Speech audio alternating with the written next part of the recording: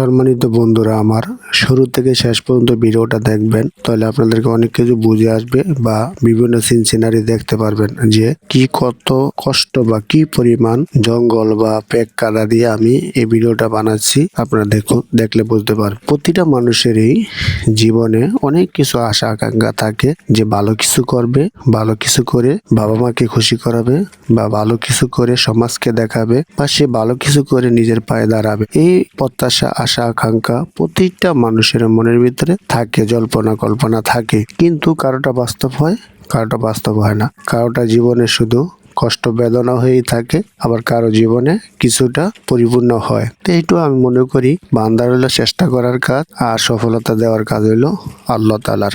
বান্দা যখন বিনয়ের সহিত বা অহংকার মুক্ত বা মানুষের সাথে মিশতে পারে, মানুষের সুখে দুঃখে ভালো কথা বলতে পারে, মানুষকে ভালো কাজে আহ্বান করতে পারে, এক কথায় মানুষকে উপকার করার চেষ্টা করে, তবে হয়তো আল্লাহ চাইলে ওই রকম মানুষকে সফলতা এক সময় দিবে, দুনিয়া ও আখেরাতে। দুনিয়াটা ক্ষণস্থায়ী, দুনিয়ার শান্তি সুখ খুব সামান্য, দেখতে দেখতেই এক সময় শেষ হয়ে যাবে, চলে যাবে।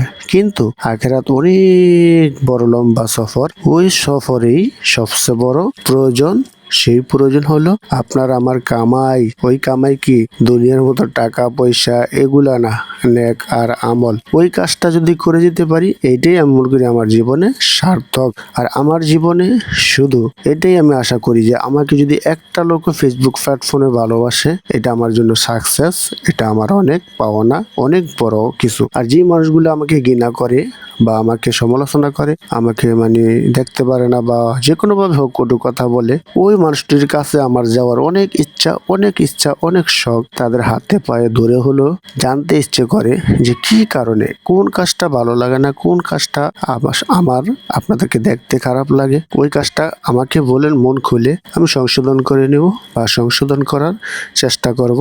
আর আপনাদেরকে ভালোবেসে মন প্রাণে সবকিছু আপন করে নেব, আমার অনেক ইচ্ছা।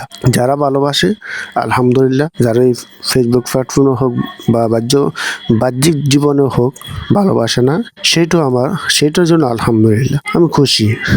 এই দেখুন জঙ্গল কারে কয়, এত বড় একটা জঙ্গল দিয়ে হাঁটতে আসছি। এই জঙ্গলে যাওয়ার উদ্দেশ্য হলো ওই জায়গায় আমার পরিমাণ কি হচ্ছে বা কি অবস্থা দেখার জন্য। আল্লাহ পাক বলছে, বান্দা তুমি চেষ্টা করো, তোমার চেষ্টা তুমি করো, বাকিটা দেওয়ার মালিক। তাই আমাদের কিছু উঁচু এগুলো পেক কাদা অনেক সুন্দর হয়েছে আলহামদুলিল্লাহ, আর উঁচু জায়গা, ওই জমিতে অনেক ফসল হয়েছে আলহামদুলিল্লাহ। আমাদের আত্মীয় স্বজন অনেকজনের ওই ফসলগুলো দেখার জন্যই জঙ্গল বা পেক কাদা দিয়ে যাওয়ার উদ্দেশ্য।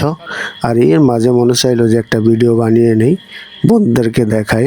আমি যে জায়গায় যাই, যে অবস্থায় থাকি, আমি কাজকে ছোট করি না, চেষ্টা করি একটা ভিডিও আমার কাছে একটা সবাইকে মনে চায় ভিডিওটা 10টা লোকের কাছে শেয়ার করে দেন। আমি আপনাদের পাশে আছি।